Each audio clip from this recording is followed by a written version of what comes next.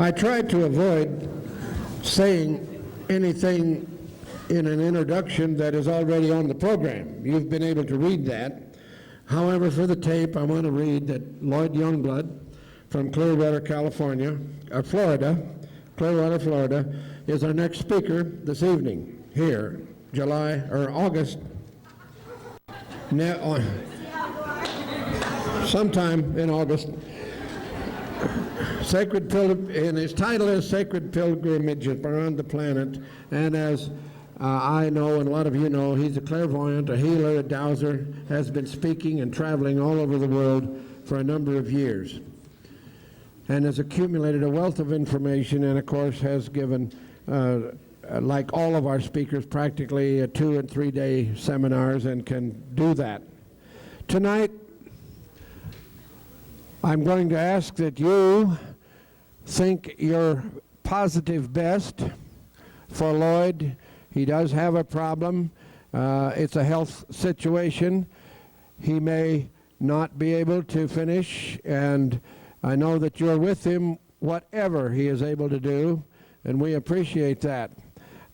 He's going to bring his message as necessary. I know he'll get a lot of good energy from you folks, and I know that you'll all be with him. But you will understand if he has to leave ahead of time, and of course if the lights go out, you'll understand that right away, I presume. All right. But I am going to present, and I'm proud to present for the first time here in Denver. He did speak for us in Tampa, Lloyd Youngbood. Bring him on with a good round warm of applause, please.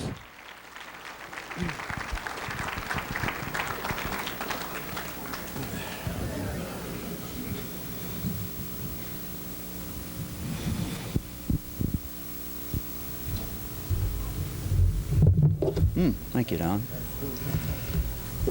Thank you, Dean, for that Rocky Mountain High. I feel like I should be up here in a wheelchair.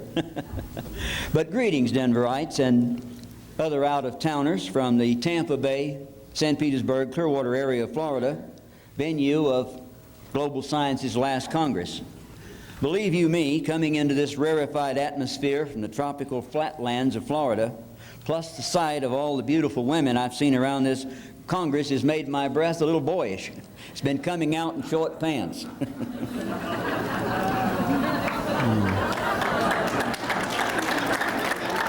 Okay, thank you. Oddly enough, by the way, this is probably going to be a strange speech, but let's hope it fits in. Oddly enough, although a history major and a lover of the Old West, with several dear friends and scores of clients who have called me over the years from Colorado for assistance, I'm sorry to say that other than changing planes at the international airport, I've not set foot in Denver proper since the late 1940s, while briefly stationed with the old Army Air Corps in historic Fort Francis C. Warren in Cheyenne, Wyoming.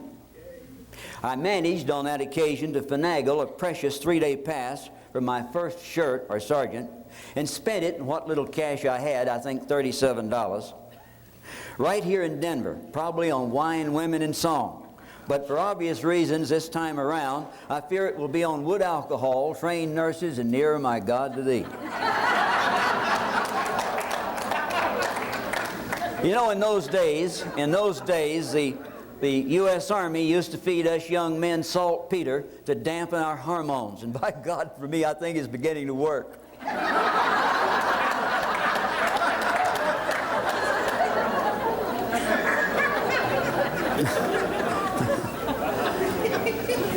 You know, I think I'll fit this in right now while it's on my mind.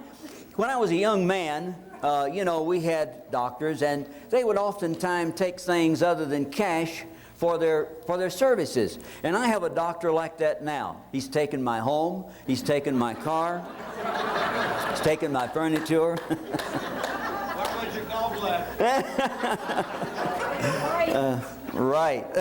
But even so, perhaps like many of you, I'm more than excited to be here once again, especially under such auspicious circumstances with Global Sciences, and while inhaling the intoxicating Rocky Mountain air, enjoying the grand vistas, I feel that I must pay tribute to those silent shades of our hardy pioneers, those males and females who settled this vast and rugged land. The miners, the fur trappers, the mountain men, the cattlemen, the railroaders, the U.S. Cavalry, historic personages and personalities such as General Custer, Kit Carson, Buffalo Bill Cody, Zebulon Pike, celebrated gunfighters like Doc Holliday and Wyatt Earp of Tombstone, and one of my favorite Western heroes, legendary lawman Bat Masterson, who together with his friend Wyatt tamed a score of old western cattle towns, ending his colorful career right here in Colorado, dying with his boots on as a respected reporter on the Denver Post. And now to move on to more pertinent issues. This is only my second appearance before a Global Sciences audience, the first being back in Tampa in January. And I again would very much like to thank Mr. Dean Stonier, director of this widely heralded and exciting extravaganza, for inviting me to share once again, this time on global sacred turf. Secondly, if I may, on behalf of Dean, his staff, and the other speakers, I thank each of you for attending, because let's face it, without you, we wouldn't have a pulpit from which to share whatever we have to offer. And now, although perhaps familiar to some of you within the HUNA, the dowsing, the holistic health, metaphysical community, this being my first appearance before a Denver Global Science audience, as I have nothing to sell or market other than myself, perhaps a self-introduction to me, my interest, and work would be appropriate. First off, some of you might be surprised to learn that by someone with my reasonably well-known reputation, that for a large part of my life I did not consider myself psychic or possess any of the so-called paranormal skills. In fact, anything I encountered labeled psychic or metaphysical was immediately suspect, and I considered anyone claiming such skills to be part of a frightening and discredited group of weirdos feasting off the ignorance and gullibility of the general public. However, since those fledgling days, and based upon childhood and later adult recollections of seemingly extraordinary events which surfaced during my life, plus decades of exploration and research findings gathered from my journeys around the planet, I am now, like many of you, totally convinced that so-called paranormal skills, phenomenon, are not unusual, but to some degree the common property and heritage of each and every one of us, providing, of course, that you and I acknowledge and claim those things which have been identified even by the Catholic Church as gifts of spirit. And in this respect, I have discovered that from time to time, God, via a often powerful supernatural call, which cannot be denied in some cases, intervenes in the lives of His children, and from different races, creeds, and colors selects specific individuals who, because of prior training, extraordinary growth in consciousness, spirituality, and our psychic skills, and therefore perhaps better prepared for a particular role or interrelated set of roles than their contemporaries, God selects and progressively trains these, and I use a familiar term, Olympians, to serve Him, themselves, and their fellow man in some unique fashion. And from my perspective, God's alerting, selection, role assignment process for those among us designated to play the role of spiritual, psychic, energy, or shamanistic healer often varies, depending entirely by the individual's race, culture, society beliefs, mores, etc. And in regards to God's alerting, selection, and training process for the so-called Western-style spiritual psychic healers, I have never met or read about one who did not admit that he or she was initially drawn to their calling because of a health crisis in their own life, which in time enabled them to help others. And yet, unlike others I'm going to refer to in time, I am confident that those in this category, like myself, had an option as to whether or not they wanted to devote the rest of their lives to spiritual, psychic, energy healing profession. For example, although the urge in me is very deep and very strong, I have always felt that I could withdraw from this pursuit anytime I wished.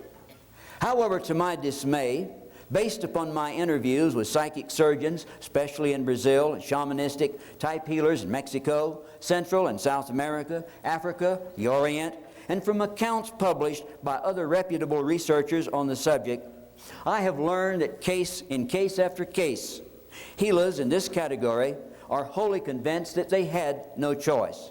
In every instance during some prolonged, life-threatening illness, which is of course a real attention grabber, each healer received what he or she might have called this supernatural ultimatum. They heard a spirit voice which threatened them repeatedly, saying in essence, accept your healing role or continue to suffer ill health, even death, as a consequence. Resistance to such demands only intensified their emotional and physical distress, and in order to survive, each such healer has spent or will spend the rest of his or her life in service to their fellow man. And although disturbed about the manner in which these individuals were initially recruited, or perhaps shanghaied is a better word, into their role, I have been reassured to learn that most, if not all of them, have adjusted to their plight over time and invariably appear to lead reasonably happy, successful, and healthy lives, enjoying the prestigious role as servant to their village, community, or nation. And in regards to the term spirit or spirit voice as used in this context, I'm fully convinced that such voices are not that of one supreme God, but actually refer to earthbound spirits or entities who've managed to invade a targeted individual's physical vehicle or body for the entity's own personal use. Although I cannot state with certainty that every shamanistic healer that I have observed in action was actually possessed by an earthbound spirit, I can state without fear of contradiction that every Brazilian psychic surgeon that I worked with was. Those earthbound spirits, some of whom had been physicians in former lives, upset because of an untimely death, had prevented them from achieving some earthly goal, and determined to do so from spirit, regardless of the karmic costs involved, simply hijacked the physical body of someone in the flesh and ruthlessly use that vehicle to satisfy their own egoistic impulses without regard to the so-called victim's needs and preferences. To illustrate, some of you may recall the celebrated case involving a poorly educated Brazilian peasant named Arrigo, who gained fame around the planet back in the 1950s and 60s as the surgeon with the rusty knife, for his extraordinary work, even healing the favorite daughter of the then president of Brazil. Well, against his wishes, Arrigo was actually possessed during the surgeries by a spirit of a dead German physician, a Dr. Fritz, who had been killed in the trenches during World War I, and who, interestingly enough, after Arrigo's own early death, caused, I am convinced, by the dead doctor's spirit being in him for long periods of time, Fritz joined a medical doctor in Recife named Edson, and worked through him in the same fashion before Edson also succumbed as Arrigo had at a very early age. In fact, I was going down to work with Edson when he died.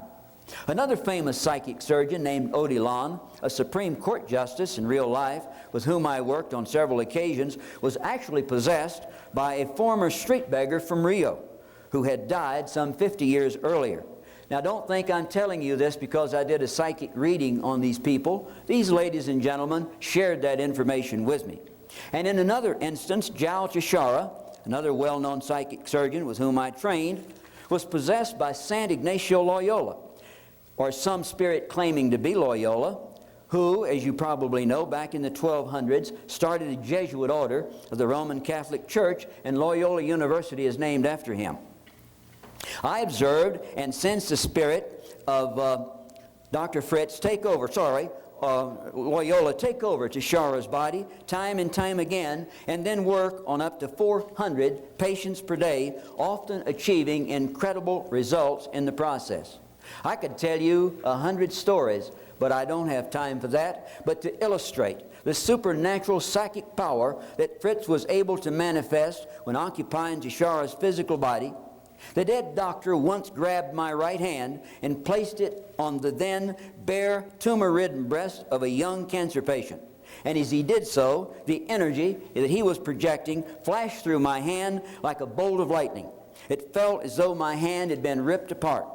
And in shock, distress, I cried out in pain and jerked my hand away. However, the exploding pain dissolved as quickly as it had come, and my hand was unscathed. Interestingly enough, the young woman's breast had been cut neatly and painlessly open, exposing an egg-sized tumor.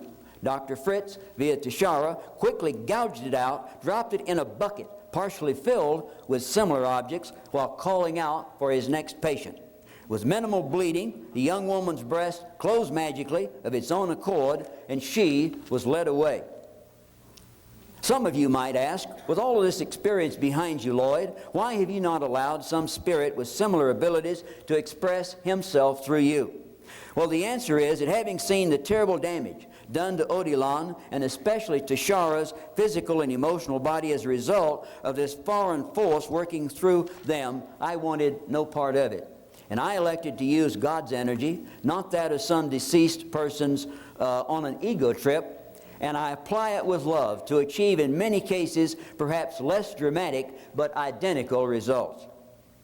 Along these lines, are you aware that the name Sai Baba applied to the physical body of a person, of a celebrated Swami in India with millions of followers around the planet?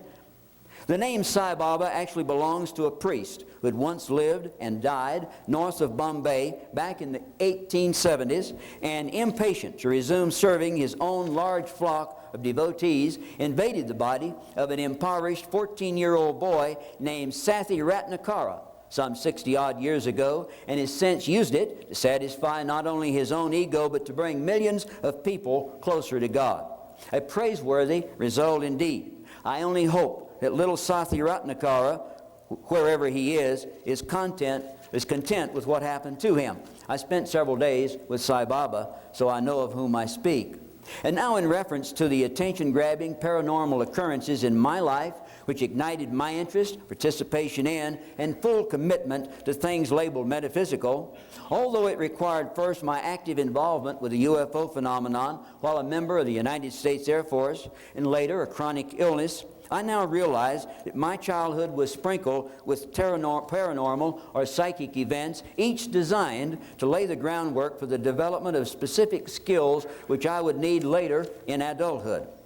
For example, around the time of age 5, some 60-plus years ago, one warm summer evening after supper, while wandering aimlessly about my backyard, I was startled by the sight of a denim-clad young woman who I failed to recognize, drawing a dripping bucket of cool water from our old well. Stranger still, and quite upsetting for me, was the fact that not only could I see clearly through her hazy-looking physical outline, able to note a shed, part of a wagon, even the branches of a tree nodding in the soft breeze behind her, but after suddenly sensing my presence and fleetingly looking directly into my eyes and appearing surprised that she had been detected even though supposedly invisible, she simply dissolved.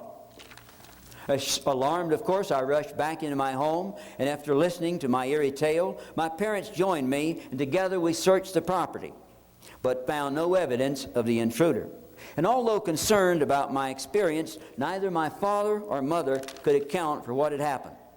Of course, following that passage of many years, I eventually realized that in common with literally millions of other intuitive and sensitive children, I had been privileged, if only momentarily, to peer through the so-called veil which separates us from the other side, and as a result of briefly transcending time and space then, for many years now in the course of helping others, I not only am generally able to peer in to and examine the internal organs and tissue inside the body, but I'm also often able to review a portion of a person's former lifetimes in search of root causes behind their illness.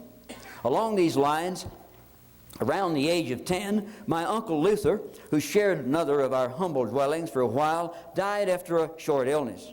Not recognizing that he had passed beyond the veil, or perhaps refusing to leave the earth plane following the funeral, he literally returned home with us, and I guess it would be appropriate to say in high spirits. And subsequently, whenever he perceived that we, in the process of resuming our own busy lives, had forgotten or ceased to mourn his absence, he would thunderously announce his presence by furiously thumping on the walls of our home. Believe you me, this angry and violent outburst received our immediate attention. And one cold winter evening, as we all sat in the living room before a pair of logs blazing in the fireplace, he struck again, this time above the mantelpiece. In this instance, however, my strong, courageous, patient, hard-working mother, upset about these constant interruptions, drew a deep breath, stared unflinchingly at the area above the mantelpiece where all the racket was coming from, and in a strong, confident, clear voice said, "Luther, you are dead and in spirit. What in the name of God do you want?" And as if a light had been turned off, the terrible thumping noise abruptly ceased. The energy in the room lightened. Luther, having finally been made to recognize that he was no longer among the living, had departed, and his restless spirit never returned to haunt us again. Still too young and inexperienced to appreciate the significance of what I had witnessed, and in time I realized that my mother, although unskilled in such matters, had been intuitively led to perform a simple, but in this case highly effective form of exorcism, which helped a troubled spirit trapped in the earthly plane go to the light. The memory of this little ritual, although lost to the conscious mind, was retained in the subconscious, and years later, when the time was right, it resurfaced. And re-energized to suit my own specifications, I have since used the rite of exorcisms thousands of times as part of my healing ministry to not only expel earthbound spirits from the home and fleshly bodies of the living, but in the process of releasing such entities back to the light, heal them as well. In this regard, researchers in the field have long since pointed out, and my experience confirms their findings, that 8 out of 12 people unknowingly have one or more earthbound spirits called eating companions by the ancient Polynesians. But of course, the incidence is 100% among those in the drug and alcohol scene, and I'm wholly convinced that all mass murderers and serial killers are possessed, with the possessing entities being responsible for the horrible crimes that are committed. Few people are aware of having been invaded, and the danger to them lies not only in the fact that these entities siphon off vast amounts of that person's vital life force, leaving them mentally, emotionally, and physically exhausted, but that such entities implant their own mental, emotional, and physical ailments in their host, which often leads to the host's demise. And in this respect, one of the most important things I learned during my work with the Brazilian psychic surgeons was that prior to any healing attempt, the healer must determine if the client has been invaded by an earthbound spirit, a demonic entity, or elemental energy, and if so, via an exorcism or some other suitable technique, evict the intruder right up front. Otherwise, the healing effort will fail. And along these lines, the healer must also determine whether or not his or her client has been affected by negative thought forms, which often swirl about a person like a squadron of restless hornets, and often connected to the individual's emotional and physical distress, and similar to earthbound spirits if not promptly dealt with. Regardless of what the medical or alternative practitioner may have accomplished, these thought forms, like powerful amplifiers, will reintroduce the complaint into the individual's energy field, thus nullifying all healing efforts. To illustrate my point about exorcism, a few years ago, an older lady living in Oregon who had been sent home by her physicians to die from cancer telephoned hoping that I might be of some help. While sitting in my living room down in Florida, scanning her mind, her body, and events in past lives which had triggered the disease, I suddenly discovered that she was possessed by a very powerful entity. After sharing my findings and helping her to relax, I proceeded to do one of my very powerful, loud, and explosive types of exorcisms. And as I concluded, she began to scream, and she continued to scream for what seemed like an eternity. Quite concerned and not knowing what might have happened on her end of the conversation several thousand miles away, as soon as she regained some of her composure, I inquired, "Well, Mr. Youngblood," she responded, "40-odd years ago, when I was a much younger woman, a man whom I despised pursued me unmercifully. However, I adamantly refused to have anything to do with him. Well, one night in a rage, he broke into my apartment, raped me, cut my throat, stabbed me repeatedly, and left me for dead. I survived his assault, testified against him in court, and he died several years ago from cancer while serving time in prison. And just now, during the exorcism, this same man, his eyes burning with hatred for me, leaped out of my body and vanished in a great light. And not only had this spirit left her physical body, but he took with him the festering cancer which had accompanied him when he initially invaded. Thus freed from its ravenous gnawings, the lady quickly recovered, and I've not heard from her in several years. I could tell you hundreds, thousands of stories along these lines. Although by my early teens, for the next 40 years, I'd heard about certain people who could witch, dowse, divine for water, even lost objects, treasure hoards, and missing people. But I never had actually seen one in person or met anyone who had. In fact, it was not until shortly after my retirement from the United States Air Force in 1975 that while idly browsing through a used bookstore as if by chance, I stumbled upon one devoted exclusively to the art, practices, and principles, techniques of pendulum dowsing. Of course, thankfully by then I had discarded most of my former hang-ups about metaphysics, and I not only devoured the contents of that book, but scores of others relating to all aspects of the ancient art of dowsing. In 1983, I fortuitously discovered and joined the 7,000 or 10,000 member strong American Society of Dowsers, headquartered in Danville, Vermont, and have since served it in various capacities. I was a trustee for 5 years, and even after a decade, I'm still president of the Suncoast chapter down in Florida and lecture frequently across the country at various dowsing conventions. In fact, I've just come in from Lyndonville, Vermont, where Carol Dennis and I both lectured at the latest annual convention. Dowsing is a form of ESP, and having mastered it, I've successfully incorporated it into virtually every area of my personal as well as my healing ministry. For example, I would never purchase a piece of property, a vehicle, take a trip, rent an apartment to a prospective tenant, accept a lecture opportunity without first consulting and gaining permission from God, the light, whose response via my own neuromuscular circuitry causes my handheld dowsing device to move in a pre-programmed manner.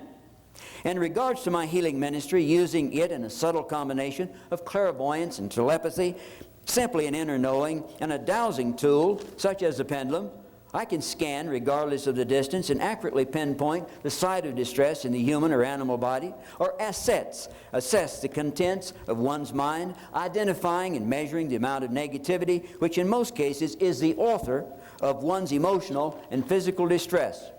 Via dowsing, aside from locating water veins and sometimes fault lines underlying a person's home or workplace which cause disease, I'm occasionally asked to dowse maps or hand-drawn sketches for various objects, treasure, missing persons, but on many occasions I'm asked to try and determine the location of someone's beloved pet which might have strayed from home. For example, approximately 2 years ago, a couple of friends who now live in Toronto and Canada called. Although fine dowsers themselves, they lost confidence in their ability when it came to locating their beloved old, grossly overweight, blind, diabetic dog which had slipped out of a partially opened back door into the snowy darkness. Tuning into the poor old thing, I found her more dead than alive, located approximately 3/4 of a mile southwest of their estate, cowering in some bushes. And praise God, a neighbor, whom they then called, who lived near the site, found the dog alive there the next morning. Of countless success stories, some involving my work with police departments, even the FBI on one occasion, the following story would suffice. About 5 years ago, when visiting Boston and known to some members of the police department there because of my earlier work with them in 1984, one of the superintendents invited me to try and locate the missing body of a young officer who had several days earlier had fallen off the patrol launch, disappearing into the murky waters of Boston Harbor. Using a pendulum, I dowsed a huge map of the harbor, eventually pinpointed an isolated area along a shoreline where I felt the body was lodged and hedged by some weeds. As is usual, when working with local or government law enforcement agencies, although never publicly acknowledging my contribution to its discovery, I was quietly informed later via telephone that Boston Harbor Patrol had located the officer's body the following morning, snagged in the grass along the shoreline at the approximate location I had dowsed. Retired from the United States Air Force since 1975, where for about 27 years as an air traffic control superintendent while serving in a score of foreign countries such as England, Germany, Libya, Saudi Arabia, Thailand, Taiwan, etc. I developed a keen and abiding interest in and a first-hand knowledge and experience in the worldwide UFO phenomenon, including the federal government's attempt to keep knowledge of its existence under wrap at all costs. Now, in this regard, please note that until this first practical exposure to the possibility of extraterrestrials, I had little knowledge of and only an idle curiosity about the little green men from Mars, a theory that had been advanced a century earlier by English novelist H.G. Wells and reignited in the 1930s by American actor Orson Welles in his now famous radio broadcast, which realistically simulated an account of Earth being invaded from Mars, which at that time not only terrorized the nation, but until then put a largely unsuspecting public on guard against possible danger facing our planet from sources within or beyond the stars or other dimensions. To continue, somewhat after Kenneth Arnold's celebrated encounter with what he described as flying saucers over Washington State and the highly publicized Roswell incident in New Mexico, some, if perhaps not all, USAF control towers were, for a number of years, equipped with 35mm cameras together with classified operating and reporting instructions to specifically photograph what were called unidentified aerial phenomenon. Although in my case I never had the occasion to photograph such an object while on tower duty, over the long years I did handle several radio calls from startled Air Force pilots who claimed to have encountered such phenomenon while in flight. Back in 1955, while stationed at Norton Air Force Base in California, my commanding officer and I observed a disc-shaped, tarnished silver-gray object hovering silently high above the San Bernardino Mountains for at least an hour before it seemingly disappeared into nothingness. And from the 1950s until my retirement in the 70s, interestingly enough, at well-known Wright-Patterson UFO-connected air base in Ohio, air traffic control colleagues who would man ATC radar facilities across the planet, where I simultaneously served in non-radar equipped control towers, occasionally called me up, often in the dead of night, excitedly reporting that they were tracking some extraordinary craft which either hovered about within their radar-monitored airspace or streaked through it at tremendous rates of speed, exceeding by far those of all known aircraft in the military inventory. And afterwards, I would often learn through the grapevine that controllers involved in these sightings, while being interrogated by military intelligence, were always reminded that details of their reports were highly classified, and any discussion or disclosure to others, including people like me in the armed services, would prompt courts-martial action. My interest in the phenomenon never abated, and while on my research journeys around the planet, I always keep my camera, dowsing rods ready, and an eye on the sky, searching for any extraterrestrial activity. In this regard, during one of my several research journeys to Brazil in the middle of the 1980s to study psychic surgery, a colleague and I simultaneously photographed the same scene, the historic colonial town of Ouro Preto, from the elevation of a nearby hill. There was absolutely nothing out of the ordinary to be seen above the red tile roofs of that quaint and charming village.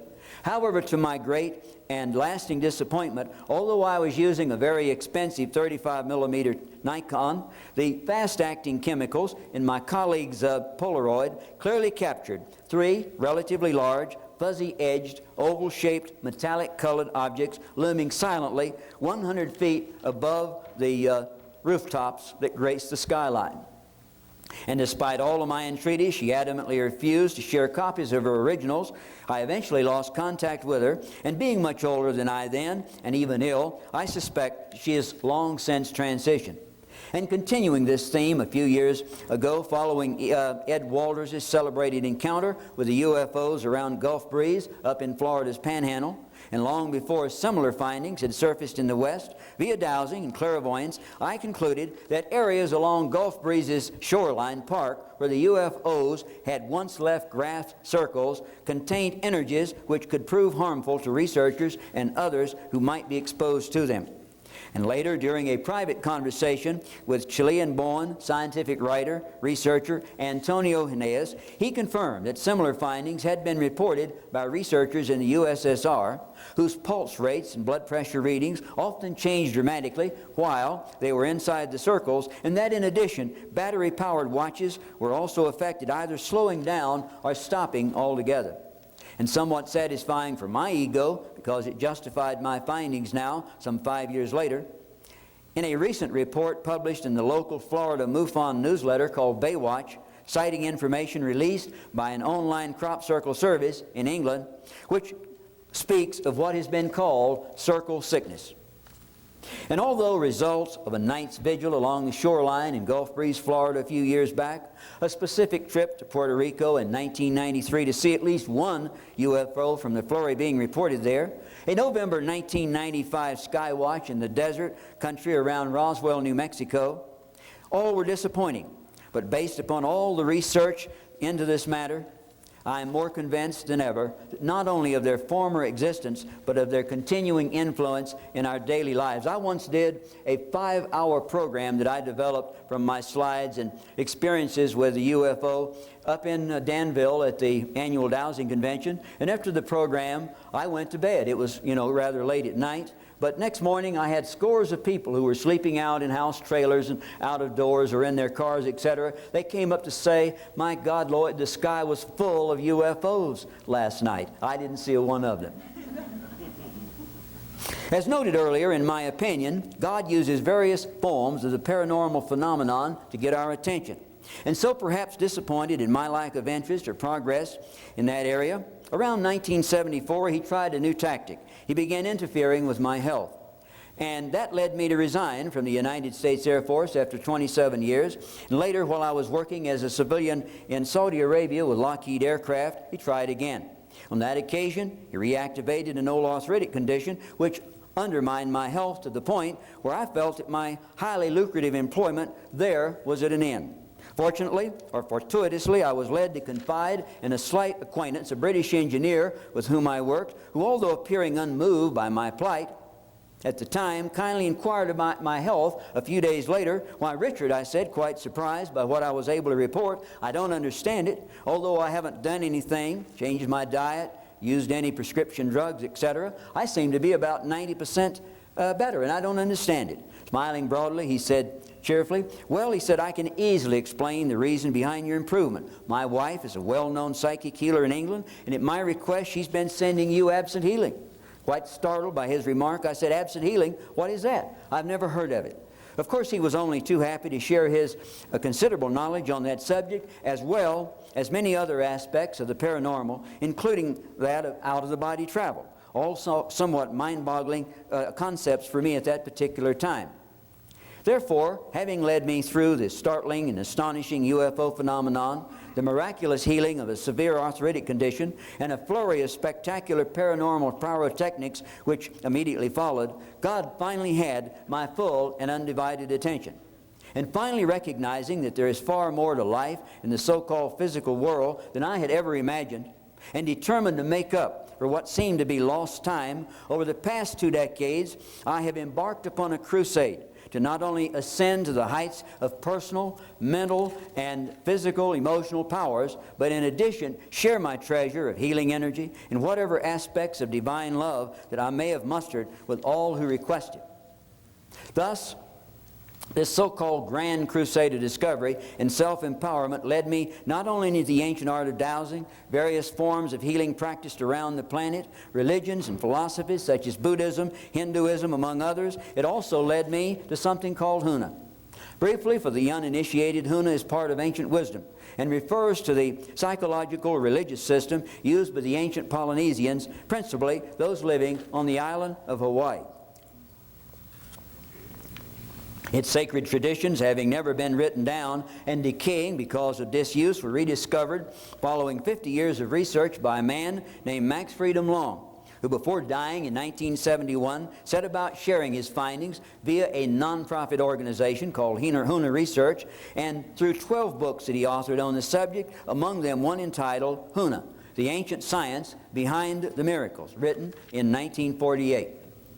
In 1984, because of my sustained successful 9-year performance as a spiritualized, Huna-oriented healer, exorcist, dowser, intuitive counselor, diagnostician, etc., Huna Research, headquartered in Cape Girardeau, Missouri, under the direction of Max's chosen successor, Dr. Othawingo, certified me as a Huna practitioner, one of only 6 located around the planet.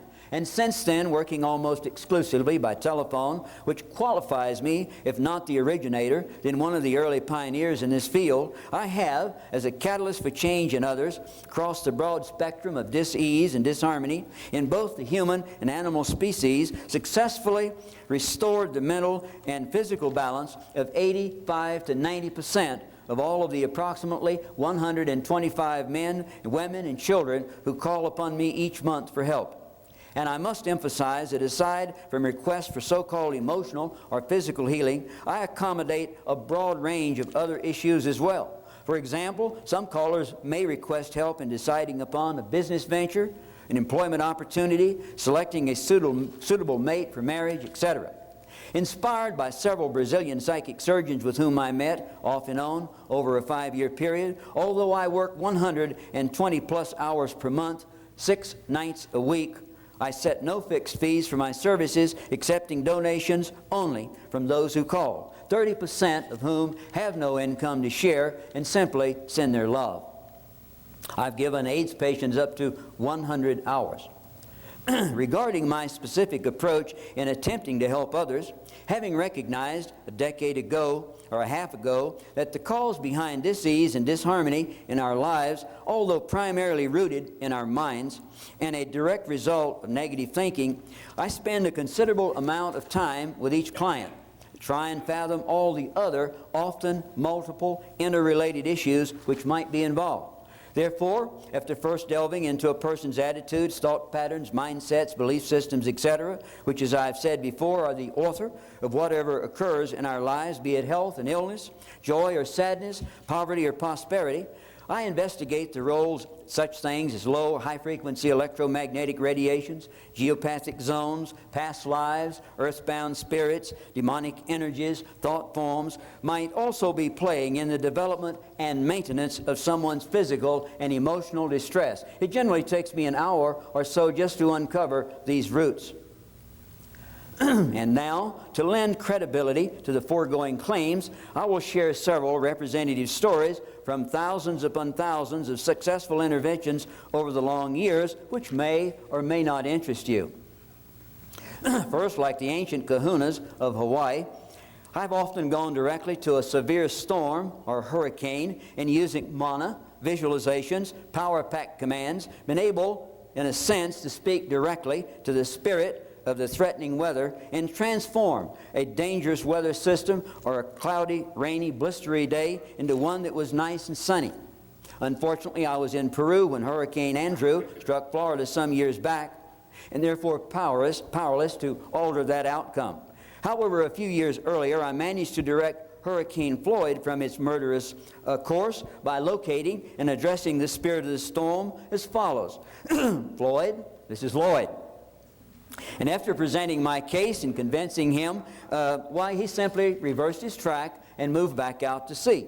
And I'm totally convinced that about 6 weeks ago, when our state was seriously threatened by Hurricane Bertha, again, via powerful prayer actions, I succeeded in getting her to move away from Florida in a more northerly direction, whereby she missed our state entirely, although taking a very nasty swipe at the Outer Banks of North Carolina. A few years back, a young lady in upstate New York called requesting urgent assistance for her father who had fallen ill overseas. Formerly a very hardy, active, 70-year-old part-time archaeologist, then on a dig in China, he'd collapsed with a dangerous and debilitating heart arrhythmia and feared for his life. Using his daughter as a living link between he and I slipped into an altered state of consciousness where clairvoyantly I observed the extent of the energy blockage around his heart, identified and determined the seriousness of a considerable buildup of negative emotional energies, including the fact that he had very low self-esteem, which together with a dash of past life karma had caused his heart to malfunction. I discovered that his visit to China had subconsciously awakened memories of a past life there that related to his death long ago with a sword thrust through the heart. With that and other data in mind, I went to work, and 2 days later, following that single session, the young lady called again. Excitedly, she said that her father had telephoned and described how, as he lay abed, alone, weak and frightened, in his little Chinese hotel, a gentle wave of peace engulfed him. His erratically beating heart jolted, instantly fell into a strong, stable rhythm. Although unaware, and also he was a non-believer, by the way, unaware of our prayers, but somehow intuitively confident that in some fashion his heart had been miraculously readjusted, he arose from the bed, returned to the dig, and he's been healthy ever since. Beginning in 1984, when a well-known lady medium, while in trance at the headquarters of Spiritual Association of Great Britain in London, England, suddenly pointed to me in the audience and declared, "Sir, I don't know who you are or where you come from, but you can heal broken bones." And I've had many successes in that area since. That day, excited by her statement and anxious to flex this new muscle, I got an opportunity to do so that very evening when a 60-year-old doorman at the small hotel in which I stayed confided that he was in great pain from an improperly set ankle which had been broken 40 years earlier when a horse fell on him.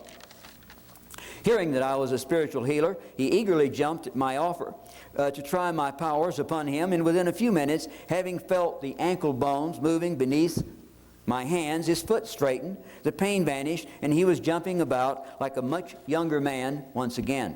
A few weeks later, back in Florida, while having coffee at a Dunkin' Donuts in my hometown of Clearwater, a young man entered with a broken right arm and a heavy-looking cast that stretched from shoulder to wrist. Hearing him complaining about having fallen off of a roof at a nearby construction site and deeply upset at not being able to work, I suggested that my brand of psychic spiritual energy healing might speed his recovery. Like the English doorman, he too quickly accepted my offer to help, and for privacy I escorted him into the owner's office, who was a friend of mine. To determine how much strength he had, if any, in his right arm, we shook hands. His grip was totally lifeless. Next, I laid one hand on the cast near his shoulder and another near the wrist and focused, and in my mind's eye I saw that bone being whole and pure and strong, and suddenly we were both startled by a sharp crack. He yelled out in surprise and delight, and I checked his grip once again, which was strong or stronger than mine, and he rushed away, saying that he was well again and that he, after cutting off this cast, he would return to work, hopefully that very day. Other similar successes followed over the intervening years. Now, representative successes from hundreds of cases since January of this year alone include that of a 35-year-old lady minister from Grand Rapids, Michigan. Not only did she have a dead optic nerve in her left eye, a condition her doctors noted could never be reversed, but she also had a pseudo-brain tumor which had seriously affected her central nervous system and was causing her great pain. However, she was obviously ready to be healed, for in 3 telephone sessions amounting to 2 hours of our time, the vision in her eye was restored to 20/20. She sent me the doctor's report, and the brain tumor dissolved. Her doctors were so startled by the results, especially the regeneration of the dead optic nerve, that they redid all their tests several times, eventually declaring that she had been blessed with a miracle. And of course, like all healings, even though I'm talking about it seems like I'm so deeply involved, she had actually healed herself like everyone else does, simply allowing me to play the role of catalyst in the process. And that's all that you and I can ever do. An ex-Navy man, disabled for over 20 years due to the debilitating effects of Agent Orange, telephoned me from Carson, California earlier in the year. He reported that his heart, lungs, liver, pancreas, kidneys, digestive tract, central nervous system were largely malfunctioning, and at 6 feet 6 inches in height, he could no longer stand upright. In this instance, having no prior experience or track record with victims of Agent Orange, I had to suppress my own doubts before proceeding. You must understand that if you have any fear, if you have any doubt about whether or not you're going to be able to help someone, you probably are not going to be able to do so. However, he was a very strong believer and had great faith, and I had quite a track record behind me. And at the end of 3 short, powerful sessions, on the 5th of April, 1996, he declared that he was wholly well and would promptly begin a job search, his first in 20 years. So impressed by what he and I had been able to accomplish using our techniques, he also called for help when his 70-year-old father, who had suffered a massive heart attack and emergency room physicians, convinced that there was nothing they could do, simply placed the gentleman on an empty cot in a corridor to die. However, a solid hour of prayer action over the telephone through the son who was perched on the side of his father's bed did the trick. His father's recovery was rapid, and since April of this year, he's been reasonably happy and healthy. And finally, about 15 years ago, a 45-year-old lady called in great anguish, saying that she simply could not go on with life.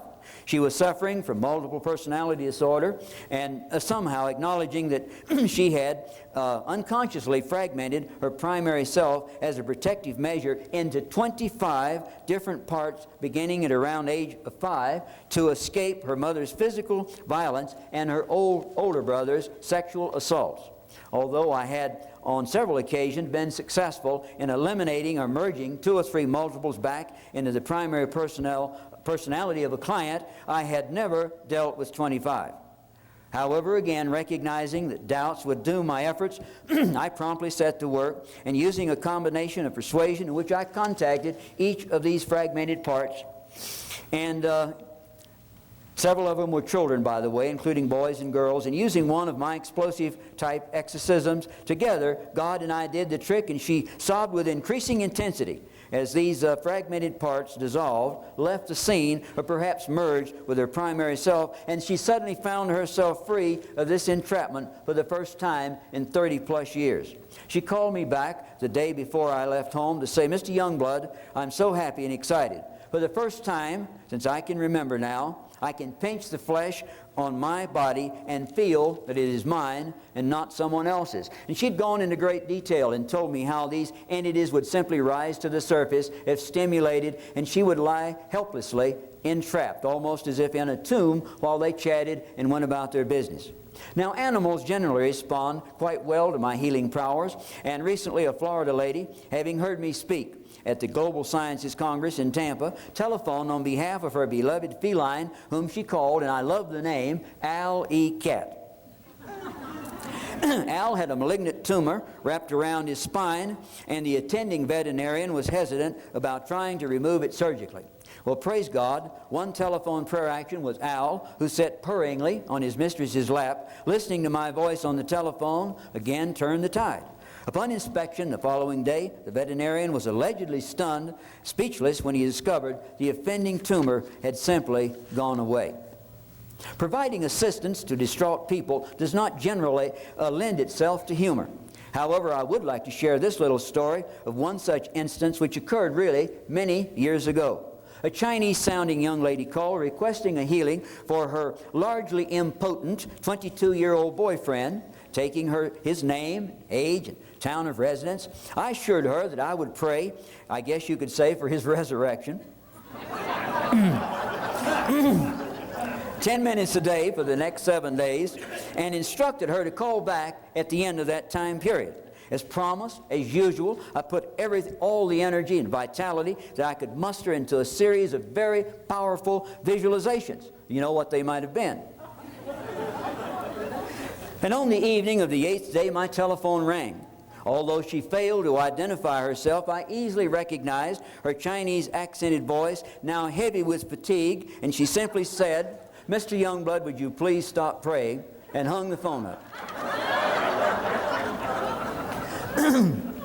A world traveler, I have visited 103 countries, spread across 7 continents, simultaneously studying ancient civilizations, power spots, earth energies, mystery sites, various traditional healing modalities with native practitioners. And during many of these pilgrimages around the planet, I've been able to participate in some pretty remarkable supernatural phenomena. To illustrate, in the late 1980s, while on a journey around the planet to investigate the sites and interview witnesses to the apparitional appearances by Mother Mary, having visited Mexico City, Lourdes in France, Fatima in Portugal, Spain, Damascus in Syria, where a lady there had been seeing Mother Mary for a number of years. In Medjugorje, Yugoslavia, I met and interviewed 3 of the young people who were seeing her daily. And on my final day in the village, while they sat with her in the choir loft of the local church, I was intuitively led to leave the church, dash outside, where I photographed what appeared to be the sun cartwheeling across the evening sky. A few years ago, during a private interview with celebrated Indian Swami Sai Baba, I managed not only, and I've shown this photograph in a lecture involving him to thousands of people, I managed not only to photograph his incandescent aura, which filled a courtyard, but captured the sight of a golden watch that he was materializing for a member of our group, Brian O'Leary. You might know him or read some of his books. And in that instance, I caught the watch. It was only partially formed. And amazingly enough, during that long interview, I asked, Sai Baba, I know that we're both of God, but what is the major difference between you and I?